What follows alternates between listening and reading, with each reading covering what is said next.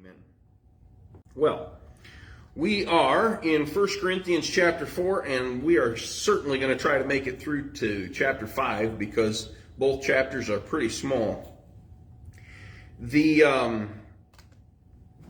give us just a little bit of review, the church in Corinth was started by Paul, and this is to who he's writing.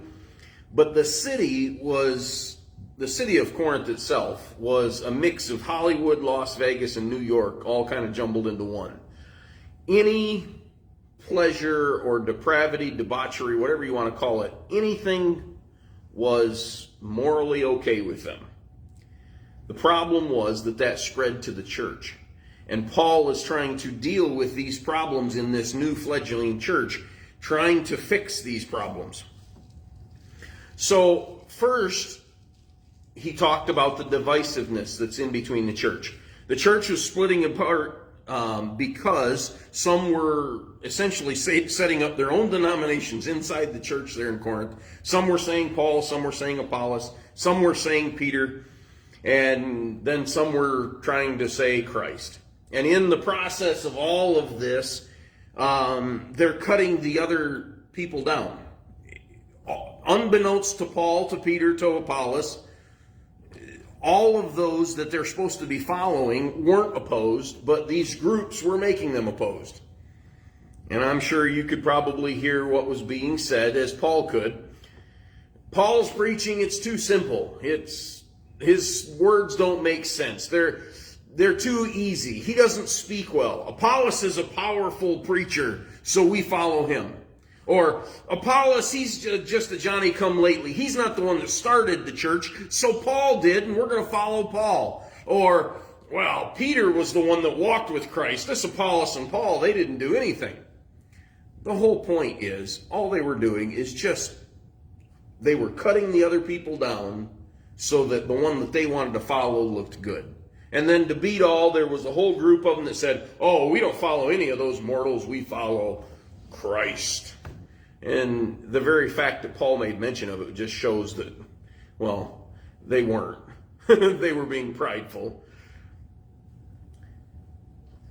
This reprimand for this letter and this church, it fits so perfectly with the United States church today. Even though he wrote this nearly 2,000 years ago, he could have written this last week and it applied just as well as it did back then.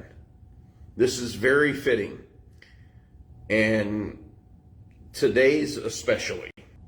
So chapter 4, he starts off, think of us as servants of the Messiah and as servant managers entrusted with God's secrets. Now the first servants, often when Paul wrote, he would use, when it's translated, he would use the word doulos, which is a bond servant, which is a servant that was a servant by choice for life.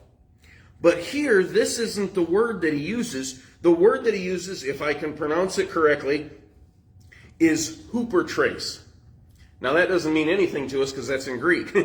But what the word actually means is an under-rower.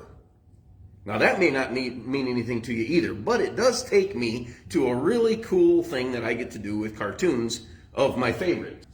So what it does is, Paul says, think of us as under-rowers. They weren't masters of the ship. These were the guys that were completely unimportant. The guys you see in the cartoon, they are under-rowers. They were the bottom of the totem pole. All they did was pull, pull, pull all day long. And if you didn't do it well enough, you got whipped. Not a great job. Now, I love the Far Side, and I've got several Far Side cartoons because Larson enjoyed this train of thought. And so obviously in this one, all of the heavy, strong guys are on the one side, and the leader says to the other one, I've got that same feeling too, Omar. It's a strange feeling, like we've been going around in circles, because they got all the wimps on the one side and all the strong guys on the other. Just going around in circles. And then here's another one. Yoo-hoo! I'm getting a blister. They were the bottom of the totem pole. They didn't care if you got hurt. They didn't care if you died. All you were there to do was to be an outboard motor. All you did all the time. And this one, it's got day's activities, and it's got all the way through from 6 o'clock in the morning until 6:30 at night that you're rowing. And then from 6:30 to 7:30, they get to do aerobatics. And then from 7 till 1:30 in the morning, they just keep rowing. They didn't have another job. That was it. They were chained together in the bottom of the ship. That's all they got to do. Because of that, if you were a better equipped ship, you carried a spare. And this one, they got the guy tied up in the back, which I thought was pretty cute. Paul says, when you think of us. Now remember, he's dealing with a church that it's all splintered, and they're lifting up Paul real high, or they're lifting up Peter. Paul says, listen, when you guys think of us as the under rowers. Think of us as the guys that are on the bottom of the totem pole. We don't get to give our opinion. We get to row. We get to row all we can. And then he continues in that same verse, and he says, and as servant managers entrusted with God's secrets. Now the word here isn't a bondslave. It's not an under rower. It's a steward of the house. This is a man that gets the opportunity by the owner of the home to take, like you remember Joseph when he was in slavery, he was the steward of the home. Paul says, when you're thinking of us, don't think of us as high and mighty. We're plain and simple. We're servants. We're under rowers, and we've got a massive responsibility. He said, now it is required of a steward manager that each one of you should prove to be trustworthy.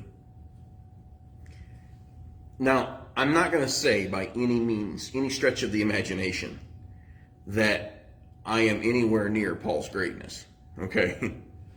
But I do understand this responsibility as a pastor. As a pastor, we go out and we do our best to keep the ship or the church, whatever you want to call it, moving. We're a servant to everybody. We take the bottom roles as best we can to keep everything going. But the sad part and the odd part about it is, even though we are the bottom of the totem pole, the under rowers, we are also responsible for God's message. See what he says here? That we are steward managers entrusted with God's secrets. So not only are we under rowers with just pure servants, we are responsible for getting God's message down to his people. And that's no small task. Often I have been sick over sermons, working hours trying to study for them, only to get to go and preach and it comes out to be a flop. I try hard in my sermons and in my conduct to impact people's lives, and on a daily basis, you see people that if you were there for 10 years or you were there for 10 seconds, it didn't make a hill of beans difference to them. It's just the way service works. Not an easy thing. Paul says, don't think of us highly. Think of us in our proper spot. We're servants. Verse 3. It is a very small thing to me that I should be examined by you or by any human court. In fact, I don't even evaluate myself. This is wild. And I'll be honest, complete transparency, I am nowhere near this level. Absolutely not. Paul says, you can think of me however you please. You're not going to change me. Now, they've been, cutting him down, saying how awful he is, saying how much better Apollos or Peter is. They're cutting him down all over the place, and Paul says, what you think doesn't matter to me. You can judge me any way you please. In fact, I don't even judge myself. I am nowhere near this. I'm my own worst enemy. I'm my own worst critic. I could have people cut me down, cuss me, and I've had it happen. I've had them say how bad of a sermon was. I mean, just berate me, tell me how awful I have been, what kind of a terrible pastor I am, all of these things. And they have never reached the level that I have in my own life.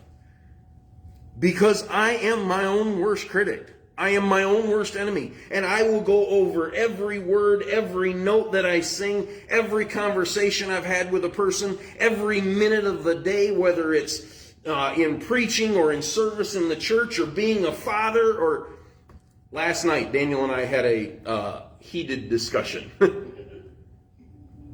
And then after we get done, and I'm honestly trying to instruct him in the ways of the Lord, I go back over every word that I said and how I said it and the ways I said it. And by the end of it, I came back to him and we had to sit down on the porch where I apologized and I tried to clarify and make sure that he understood my point of view without me being harsh. I'm my own worst critic. But Paul says, I don't even judge myself. And here's why. He says, for my conscience is clear, but that does not vindicate me. It is the Lord who examines me. Paul says, you can judge me any way you want. I don't care. Paul says, I don't even judge me any way I want. I don't even judge me. Because the only judge that matters is the Lord. And if he's pleased with me, I've done a good job. If he's upset with me, I need to change my actions. Why? Is it really that difficult for us to just leave the judgment in God's hands? Can I answer that honestly and just say for all of us, yes, it is. Well, Lord, what about this? Or what about this? Or what about this? And what about them? And leave it up to me. Let me take care of it. Oh, that's difficult for your pastor. Tell you what, for the last 3 weeks, I don't know about you, but man, I've been convicted by these Bible studies. Verse 5, he says, therefore, since the Lord is the one that examines us, stop judging prematurely before the Lord comes, for he will bring to light what is now hidden in darkness and reveal the motives of our heart. Then each person will receive his praise from God. Brothers, I have applied all of this to Apollos and myself for your benefit, so that you may learn from us to go beyond what the Scripture says, that you will stop boasting about one person at the expense of another. Verse 7, I should say as well, for who makes you superior? What do you have that you did not receive? And if you did receive it, why do you boast as though you did not receive it? In other words, what he's saying is, you guys are saying you're all high and mighty and you have all these wonderful gifts. And actually, if you go to the churches, the letters that they have in the letters in Revelation, the most blessed church with gifts was the Corinthian church. They had more gifts than anyone else. But here, they took that and they ran with it in boasting. And they were like, oh, God's blessed us so much. Look at us. We're big and bad and powerful. And he's saying, what of all of the gifts that you have, what did you work for? Well, the answer, obviously, it's a rhetorical question, is nothing. Everything that they have has been given to them by God. And he says, so why are you boasting about it? It's not to do with you. It's about his mercy. So live accordingly. Now, it's from here on, from verse 8 on, Paul starts to chastise them with sarcasm. And as we read through it, I really hope you get the sarcasm because it's pretty thick. So, verse 8. You already have all you want. You have already become rich. You have become kings without us. I wish you really were kings so that we could be kings with you. For it seems to me that God has put us apostles on display in the last place. like men condemned to death. We had become a spectacle to the world, for angels and for people to stare at. Now, what he's explaining here is they had the idea that they had everything that they needed, kind of like the church at Laodicea. They were rich, they were powerful, God had blessed them, we're doing great. And Paul says, I really wish that were true, because if it were, we'd be able to have it with you. If God really had already given you everything and now you were in the ruling class, man, that'd be great because we'd be ruling with you. But it's obviously that's not true. He says, for it seems to me, verse 9, that God has put us apostles on display in last place, like men condemned to death, to be a spectacle for the world, for angels, for people to stare at. Now what he's doing is he's giving them a picture in their mind. What would happen in this time period? There would be generals that would go to war. When they would win the battle, they would come back.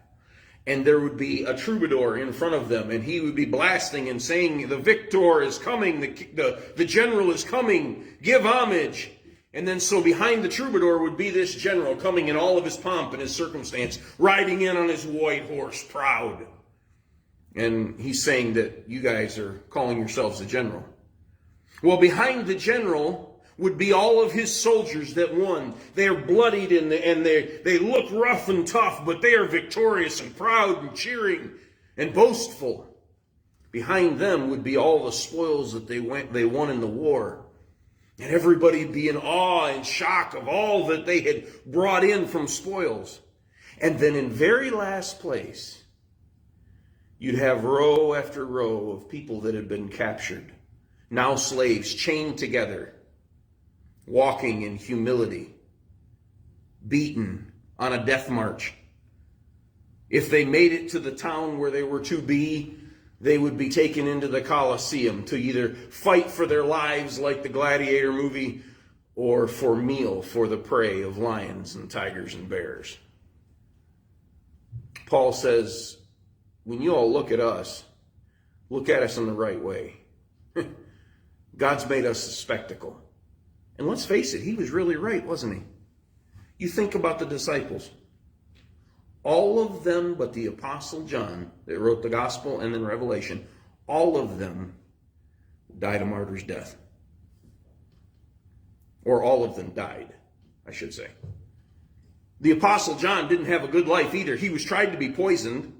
That didn't work, so they exiled him to Patmos, where he received the book of Revelation. They boiled him in oil before an entire crowd at a Colosseum. That didn't work either. And so finally, crippled up, unable to move, they stand him on a pallet so he can stand up at the podium and preach before he died an agonizing death. They all were spectacles. But even in that, even in being spectacles, none of them lost their testimony. Every single one of them were true to their testimony. All they had to do was recant. All they had to do was just say Jesus wasn't who he said he was, and they would have been fine. But none of them did. Even Judas. Do you know what the last recorded words of Judas were? It's in Matthew chapter 27. He said, I have betrayed innocent blood. Even Judas, even though he went out and hung himself, I'm not saying he was righteous, I'm not saying he made it, none of that. Even Judas, in his sinfulness, said, I'm the one that was in the wrong. Jesus was still innocent, and he died. They were made as spectacles. You know what? Sometimes you and I are too.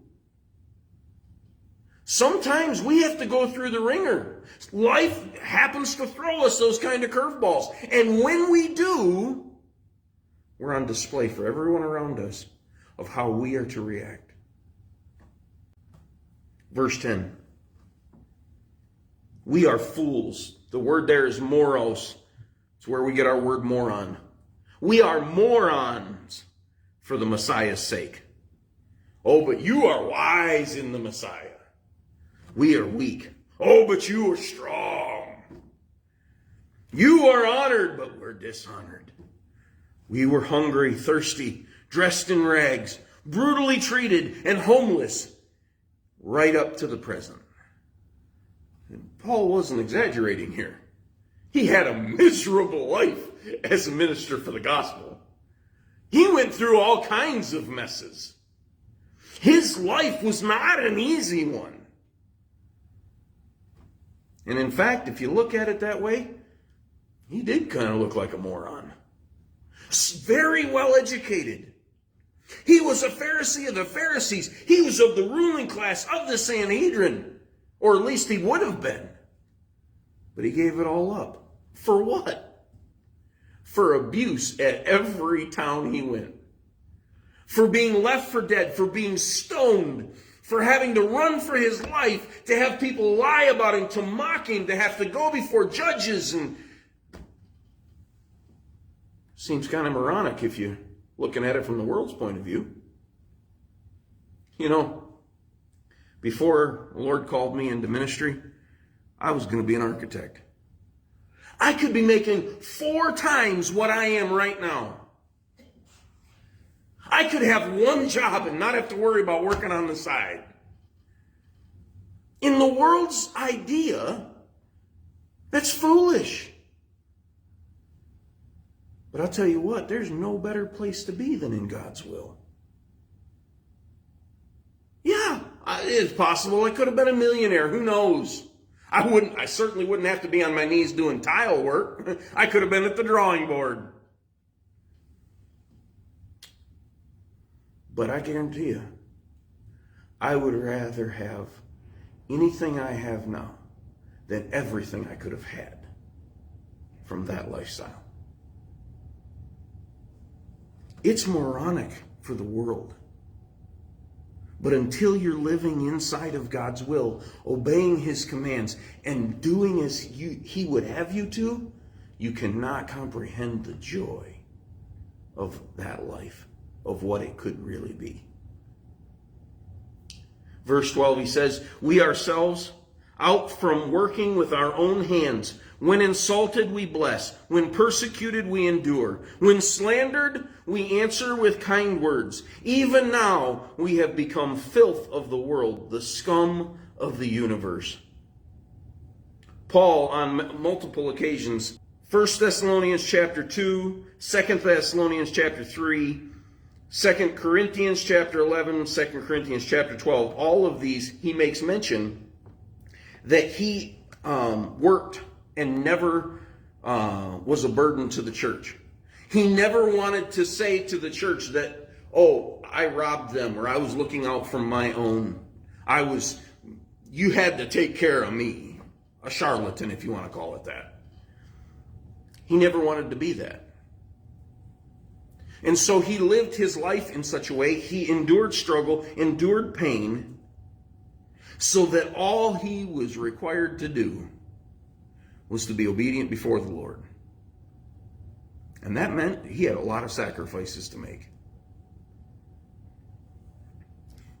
You know, I make it sound bad, and he is too, but it's a dangerous place to be a pastor. We are set to a much higher calling. When we're insulted, we bless. I've actually done that. I stood on a roof with a guy that was persecuting me for the sole reason that I was a Christian. And I looked at him and I said, God bless you. And he looked at me kind of odd, and I quoted that verse. You bless those that curse you. When we're insulted, we bless. When we're persecuted, we endure it. When we're slandered, we answer with kind words. Even now we've become the filth of the world, the scum of the universe. On multiple occasions, I've never said it out loud, but I've thought it in my mind. If I responded to you how you are responding to me right now, you all would throw me out of the church. But because you're a part of the church, you're above reproach. I've thought it on multiple occasions. In fact, I remember one time there was a miscommunication. I can say it online because she still hates me to this day. So it's true. There was miscommunication, and it was on my part. And the phone call that ensued was berating me, cussing me out, screaming at me, yelling at me, even saying, I can't believe you even call yourself a Christian, because of a small miscommunication. It's not easy being a pastor. It's a pretty high calling. Now, I'm not saying all of this to say, oh, poor Dan, no. Because I don't hold a candle to Paul. The small things that I've endured are nothing compared to what Paul endured for the gospel of Christ. And through all of it, he says, when you look at me, don't look at me way up here. See me as a servant like I really am. If Paul, with all that he endured, called himself nothing, how much less than nothing am I for the gospel? We're the scum of the universe. Verse 14. He says, I'm not writing this to make you feel ashamed, but to warn you as my dear children. You may have 10,000 mentors who work for the Messiah, but not many are fathers. In the Messiah Jesus, I became your father through the gospel. There's a lot of great teachers and preachers out there. There's a lot of great people that teach Bible study, but they're limited. If you're the father, you've got skin in the game. You know, I love all the little kids that run around the church here. They're great. And the more noise, honestly, I think the better off it is, because I'd hate to have a silent church. I love those kids, but you know what? They're not my kids. I'm harder on these three than I am all the rest of them. I'm willing to do for these three more than any or all of the other kids combined, because these three are mine. I've raised them since birth. I've done my very best to encourage them to live the excellent life. I've done everything in my power to teach them how to succeed in life. And I've made sacrifices on a daily basis that they might have more than I.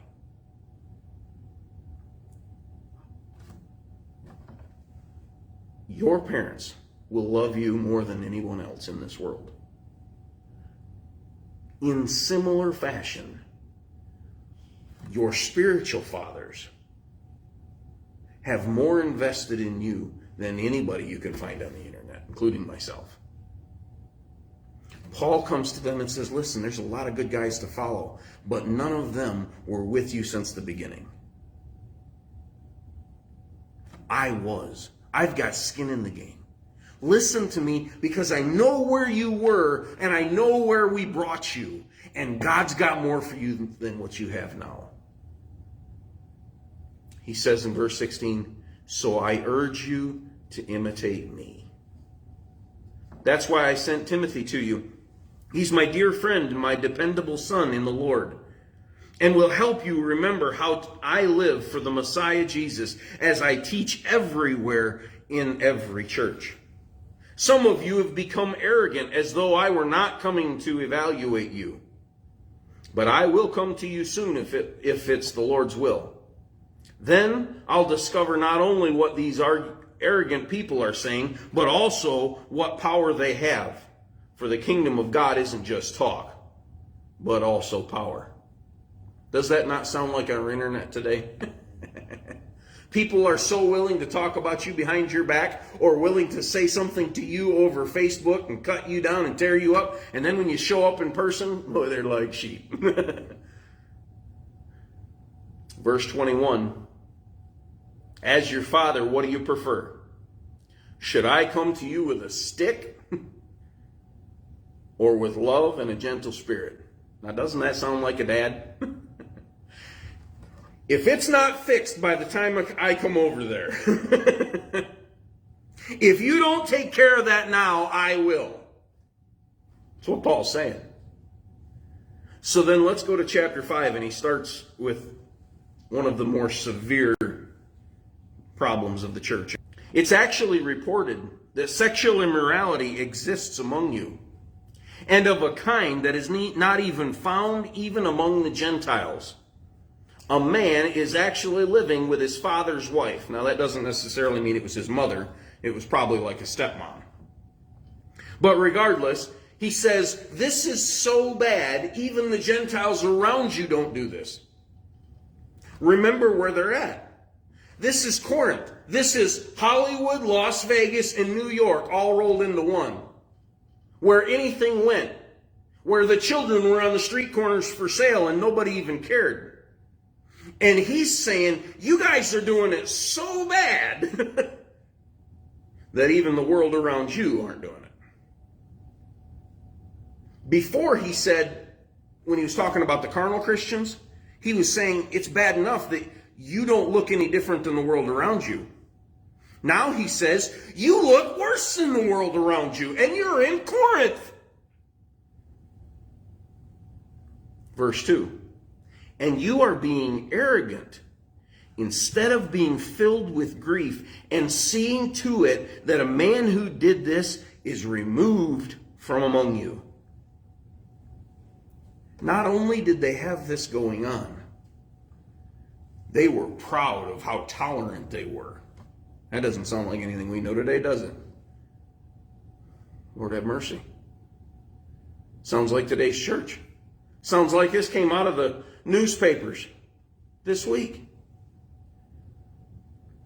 Paul says, it should have brought tears to your eyes that this is going on inside your church, but it didn't. You were proud of it. Even though I am away from you physically, I am with you in spirit. I have already passed judgment on the man who did this, as though I were present with you. I don't even have to be there to tell you what you're supposed to do about this one, boys. You need to take care of this business now. They went in the church from accepting the sin that they moved all the way to being proud of the sin and blind to it. Now, we would see that as a huge, long stretch of road to get from allowing it in the church to being proud of it or blind to sin. But it's not. It's simple steps. When we allow the sin in the church and accept it as being okay, they don't have any idea that it's wrong. So they move in.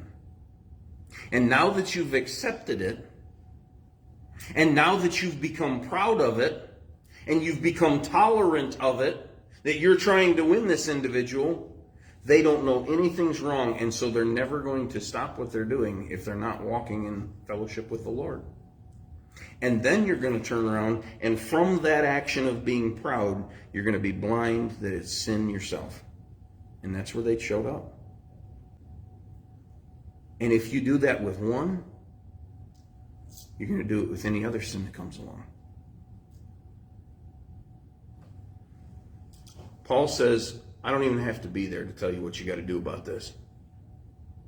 In the name of our Lord Jesus, verse 4, when you are gathered together and I am there in spirit, when you guys show back up for service and the power of the Lord is there too, turn this man over to Satan for the destruction of his body, so that his spirit may be saved on the day of the Lord.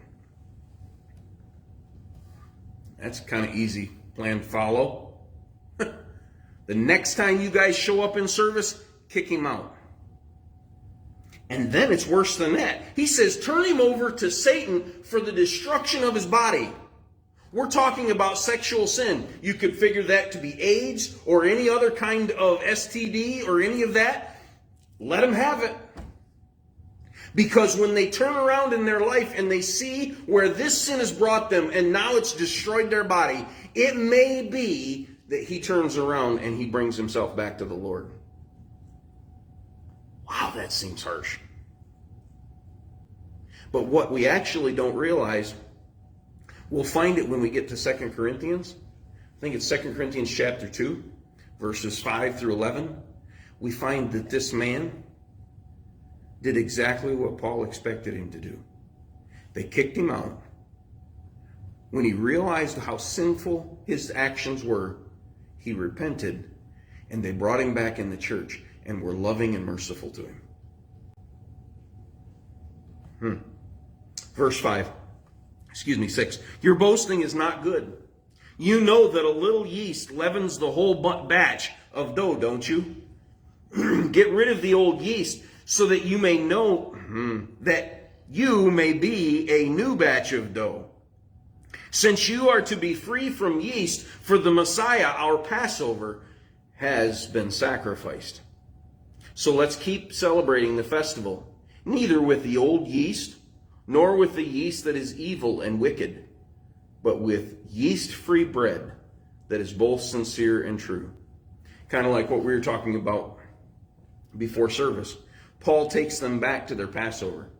Every spring, when they would go to have Passover, they would get rid of all of the yeast, all of the leaven in their house. In fact, they would go so far as to hide just a little bit of it in the house and make the kids go find it, kind of like what we would do Easter eggs or something. And they would go find that yeast and they would make sure to throw it out. Now, what they actually did later on was they went and lent it to their neighbors, their Gentile neighbors, who could hold on to it for them, and then they'd get it back as soon as the Passover was over. But that was not what was intended to begin with. Sounds like church, though, doesn't it?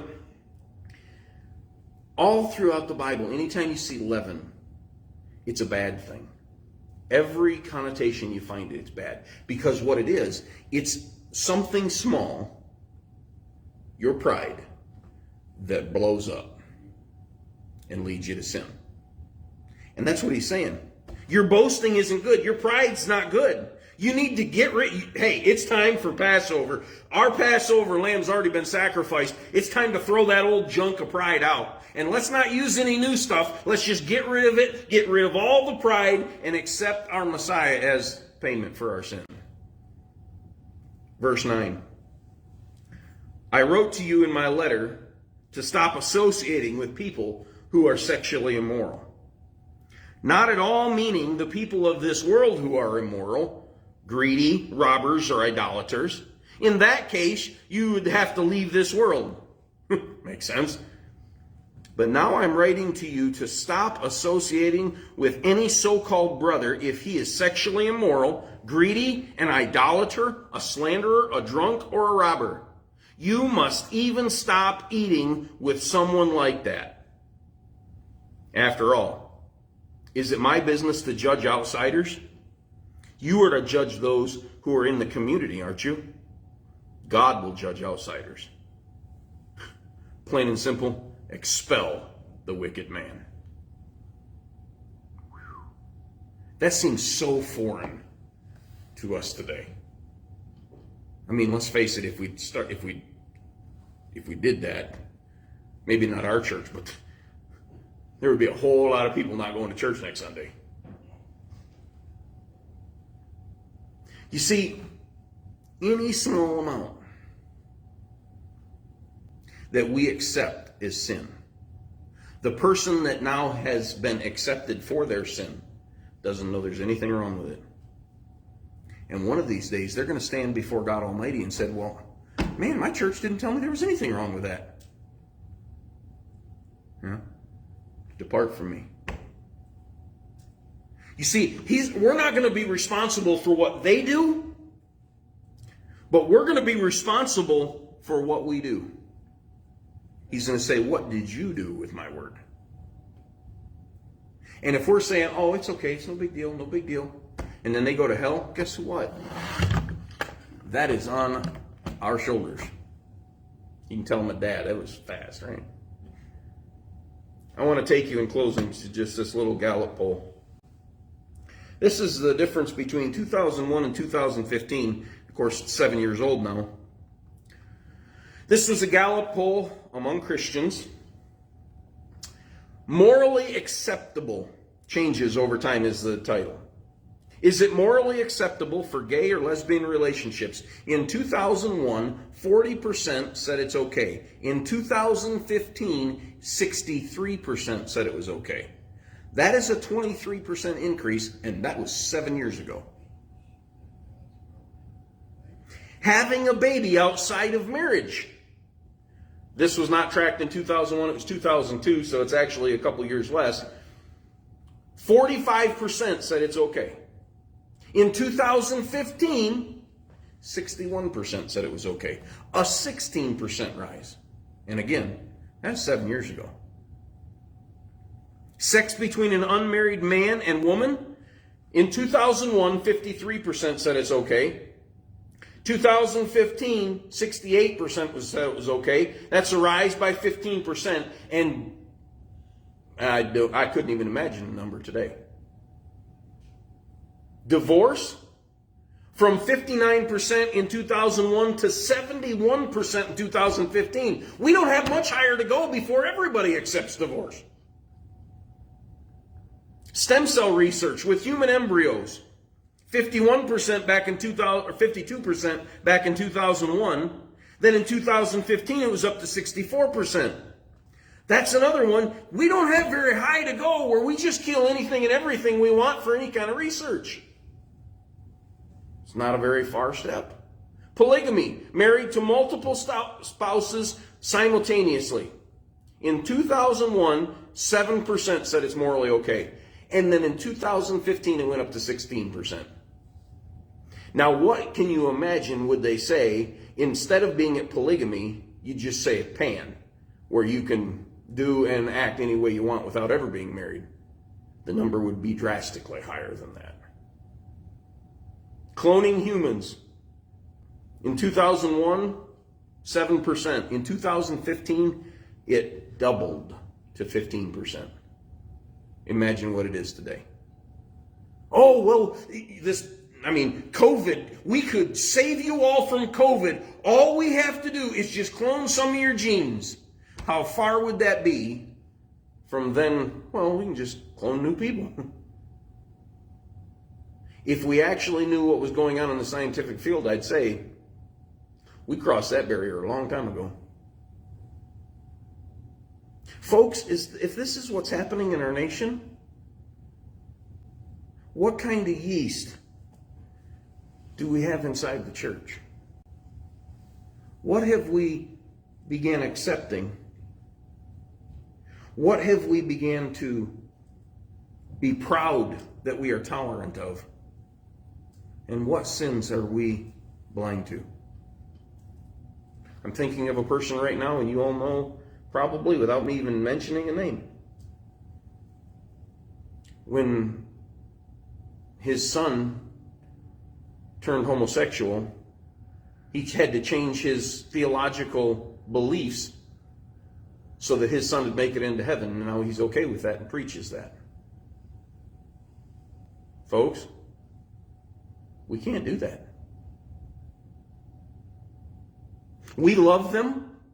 We do our best to carry them into the kingdom, but we cannot accept their sin.